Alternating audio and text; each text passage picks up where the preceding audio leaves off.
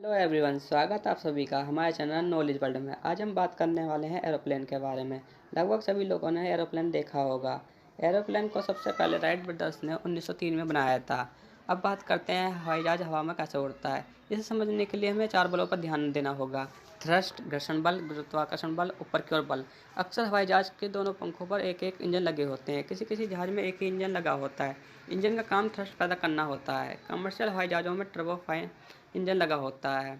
Engine का काम हवा को खींचकर उसे कंप्रेस करके पीछे की ओर छोड़ने का होता है। यह ठीक वैसे ही काम करता है जैसे कि हम बलून में हवा भरकर अगर छोड़ दें तो वह ऊपर की ओर भागने लगता है। कंप्रेस हवा को छोड़ने पर थ्रस्ट पैदा होता है।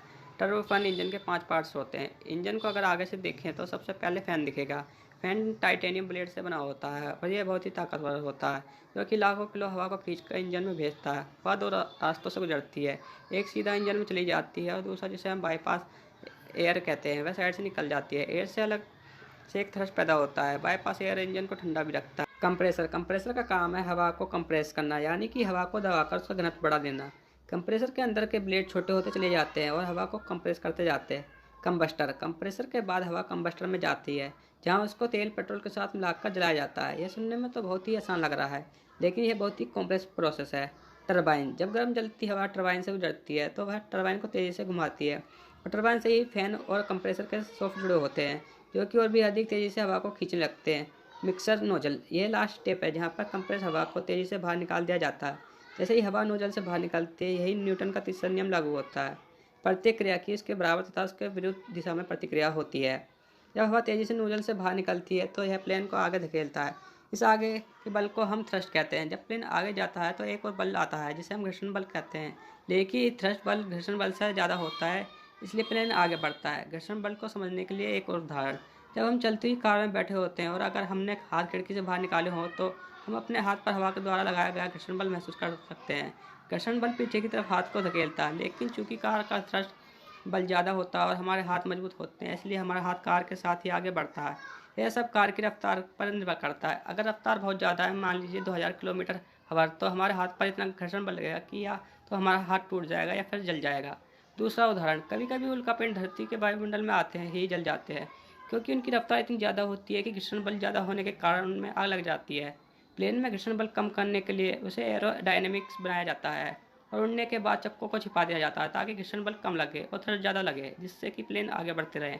अब बात आती है वेट, भार और लिफ्ट की। ये 2 बल कहाँ से आते हैं, आइए जानते हैं। जैसा कि हम जानते हैं कि पृथ्वी पर मौजूद हर वस्तु का भार होता है, जो कि गुरुत्वाकर्षण बल के कारण लगता है। जब प्लेन हवा में होता है तो उसे गुरुत्वाकर्षण बल नीचे की ओर धकेलता है, लेकिन प्लेन के पंख को इस तरह से बनाया जाता है कि उस पर लिफ्ट बल लग सके। जब प्लेन को थ्रस्ट यानी कि इंजन आगे की ओर खींचता है, तब प्लेन के विंग को इस तरह से हल्का तिरछा कर दिया जाता है ताकि विंग के ऊपर की हवा तेज़ी से गुजरे और विंग के नीचे की हवा धीरे से निकले।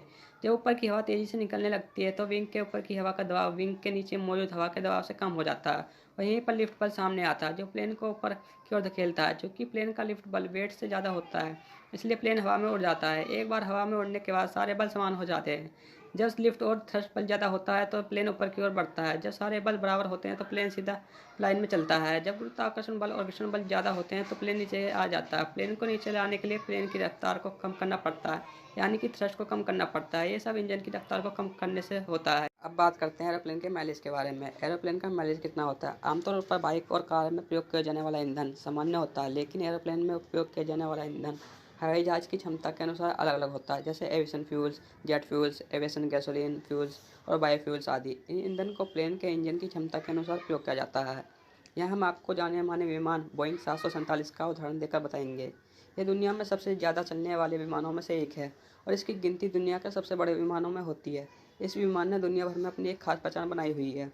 बोइंग 747 जैसे विमान 1 सेकंड में 1 गैलन यानी करीब 40 लीटर ईंधन की खपत करता है। यदि उड़ान 10 घंटे की है तो इसमें 36,000 गैलन यानी करीब 1.5 लाख लीटर का फ्यूल खर्च होता है। आपको बता दें कि इसकी जानकारी बोइंग की एक वेबसाइट में भी उल्लेख की गई है, जिसके अनुसार बोइंग 747 1 किलोमीटर चलने पर करीब 12 लीटर ईंधन की खपत करता है।